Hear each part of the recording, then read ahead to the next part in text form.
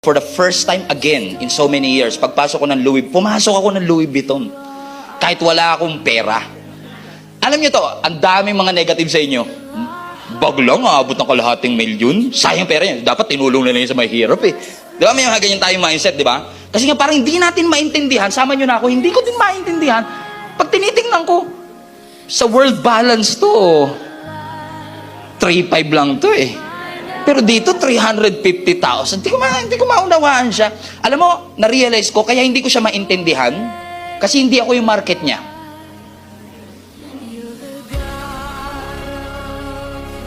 Kasi para ma-appreciate mo yung luxury, dapat luxury ka eh.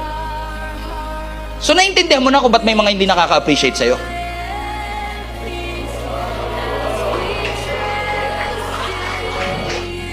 Tingnan nyo to, nung pumasok ko sa Louis Vuitton, tinanong ko pa, magkano po ito? Eh, wala pala mga price tag doon. Kasi sinasanay tayo, di ba? Pag sa H&M, sa Uniqlo, pagpasok mo, unang tinitingnan mo, hindi yung damit.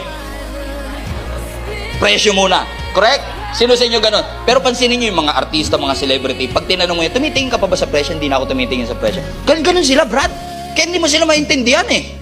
Pero tayo, di ba, nagkakaintindihan tayo, di ba? Pagpasok...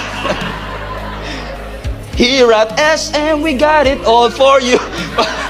Pagpasok mo na department store, una mong titignan presyo. Ay, mahal. Naniniwala ho ba kayo mga kapatid that God is in control? Ang tawag po dyan sa theology, sovereignty ng Diyos. Nothing sits outside the sovereignty of God. Walang bagay na nangyayari sa mundong ito na hindi alam ng Diyos.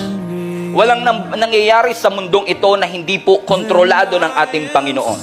Because our God is our ultimate ruler.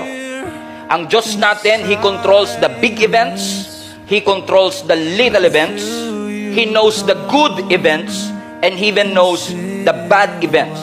Ang Diyos natin, kahit minsan inaalaw niya na dumaan tayo sa pagsubok, dumaan tayo sa hirap, ang Diyos natin ay hindi brutal at cruel na inaalaw ng Diyos yun para tayo ay pahirapan. God is not evil, but He can use evil for good. Nawala lang ako ng 2 linggo, nakalimutan nyo na mag-amen. Hallelujah. In fact, yung nangyari kay Joseph sa Genesis, naalala na po ninyo yun? Doon sa Genesis, si Joseph ay nahirapan, may dream na nilagay ang Lord sa kanya. Alam niya yung mangyayari sa kanyang future, pero hindi naging straight line yung kanyang journey. Dumaan siya sa hirap, dumaan siya na inalipusta siya, binenta siya, pinahirapan siya, inakusahan siya. Pero at the end of that journey, ang sabi mismo ni Joseph sa kanyang mga kapatid na nagbenta sa kanya, you meant it for harm,